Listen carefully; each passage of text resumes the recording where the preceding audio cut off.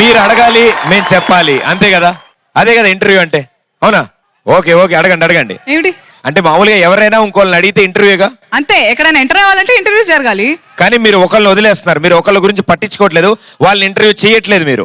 ఎవరిని ప్రదీప్? చిన్నప్పుడు స్కూల్లో ఇంటర్వ్యూలు అవుతాయి, తర్వాత కాలేజ్ లో ఇంటర్వ్యూలు చేస్తున్నారు, పెళ్లి టైంలో పెళ్లి కూతురు ఇంటర్వ్యూ చేస్తున్నారు, ఉద్యోగానికి ఆఫీసర్ చేస్తున్నారు. కానీ ఒకళ్ళు మాత్రం ఎవరు ఇంటర్వ్యూ చేస్తారండి?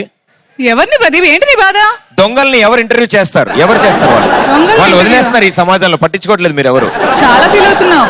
అందుకే జబర్దస్త్ గ్యాంగ్ వస్తారు, వాళ్ళు జబర్దస్త్ గా ఇంటర్వ్యూ చేస్తారు, ఒక దొంగని ఇంటర్వ్యూ చేస్తారు. అబ్బో చూద్దాం, లెట్స్ వెల్కమ్ దెం. మామూలుగా నా లైవ్ ఛానల్లో నేను చాలా మందిని ఇంటర్వ్యూ చేశాను. సెలబ్రిటీస్ని, లెజెండ్స్ని, విఐపీస్ని, గొప్ప గొప్ప వాళ్ళని చేసిన. ఫస్ట్ చరిత్రలో కొత్తదనంగా ఒక దొంగని ఇంటర్వ్యూ చేయబోతున్నా ఈరోజు లైవ్లో మీరు చూస్తారు. Please come to the dais mister దొంగ రాకింగ్ రాకేష్. భీమవరంలో ఏం దోచేద్దాం?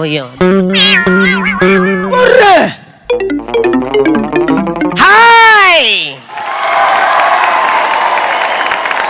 యూత్ సార్, మా వాళ్ళు భీమవరం.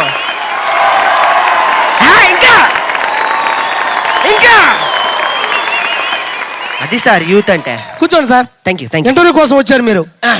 సార్ ఇల్లు నేను కూర్చున్నందుకు అరుస్తున్నారా లేకపోతే కొంచెం? ఓకే ఓకే ఓకేనమ్మా, లవ్ యూ సార్. సార్ మీరు నాకు తెలిసి మన ఇండియాలోకి ఇంటర్నేషనల్ గొప్ప దొంగ మీరు. ఈ విషయాన్ని ఎవరైనా కూడా తప్పనిసరిగా ఒప్పుకోవాలి కదా.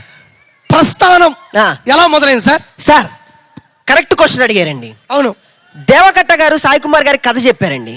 దాని తర్వాత వెంటనే శర్వానంద్ హీరోగా పెట్టి తీస్తే సినిమా సూపర్ డూపర్ హిట్ అవుతుందని చెప్పారు. అందుకే వెంటనే ప్రస్థానం సినిమా తీశారు, సూపర్ డూపర్ హిట్ అయిపోయింది. అది మీకు కూడా తెలుసు. చంప పగిలిపోతా సార్. అదేంటండి? నేను అడిగింది ప్రస్థానం సినిమా గురించి కాదు, మీ ప్రస్థానం దొంగ కెరీర్ ఎలా స్టార్ట్ అయింది అడుగుతుండా.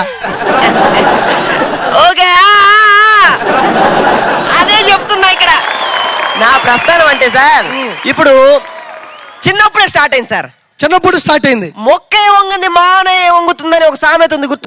వంగదు. ఇప్పుడు చిన్నప్పుడు మా తెలుగు టీచరు పాఠాలు చెప్పేటప్పుడు, మీరు కూర్చోండి పర్వాలేదు, సామెతలు చెప్పేది.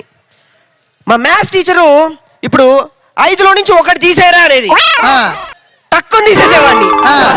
10 యాపిల్లో నుంచి 5 యాపిల్ తీసేరా అంది. తక్కువ తీసేసా. ఆ తర్వాత మా నాన్న ఒరే బరువు బాధ్యతలు పెరిగిపోతున్నారా, బరువు బాధ్యతలు పెరిగిపోతున్నారా అన్నాడు. మా నాన్న జేబులో నుంచి పరువు తీసేసా, పరుసు.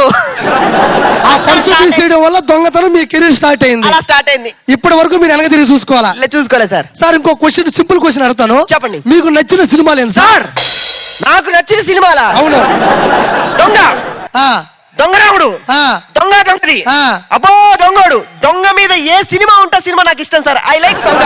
మీకు నచ్చిన సినిమాలు సార్? Police, police, police.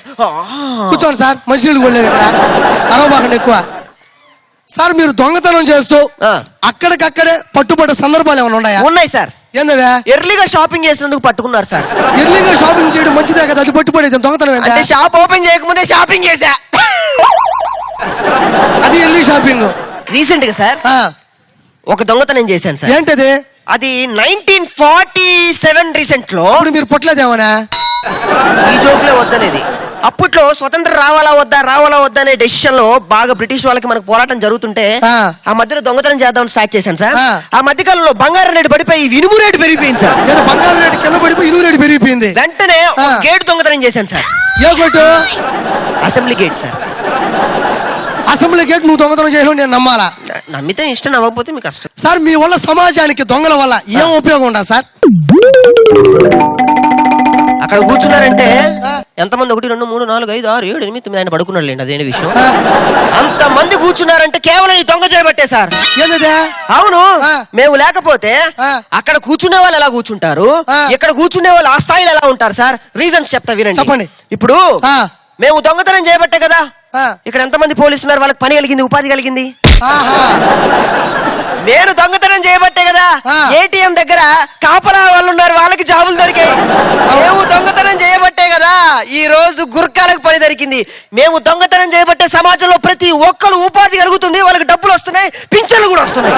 అందుకే మా దొంగని గుర్తించాలి సార్. కూర్చోండి, మంచినీళ్ళు పోయి మళ్ళీ కూర్చోండి. సార్ సార్ ఈ మధ్య కాలంలో మీరు చేసిన సింపుల్ దొంగతనం ఏమైనా ఉందా? ఉంది సార్. ఏంటది? ఒకసారి మీ పర్సు చూసుకోండి. అప్పుడే దొంగతనం చేశారా? చేసేసారు. ఎవరంటే అరెస్ట్. ఏంటి అరెస్టా? ప్రోగ్రామ్ అని చెప్పారు, ఇంటర్వ్యూ అని చెప్పారు. ఇది ఇంటర్వ్యూ కాదు, ఆ. Interrogation, investigation. చెప్పొచ్చు కదండి మీరు. మొత్తం లైవ్ లో కెమెరాలో ప్రపంచంలో ఉండి అందరూ చూశారు, పోలీసులు వస్తా ఉన్నారు అక్కడ. ఎర్రి పప్ప, కెమెరాలు పెట్టుకున్నావు కానీ అందులో క్యాసెట్ దొంగతనం చేశాను రా. పిచ్చ పకోడీ, ఎల్లతను బాయ్. వీళ్ళు పిలిపించి నేను మళ్ళీ ఎట్ ఇంట్రాగేషన్ చేయాలా సార్? ఎట్ ఇంటర్వ్యూ చేయాలా? మళ్ళీ కలుద్దాం భీమవరంలో, అప్పుడు చేస్తా.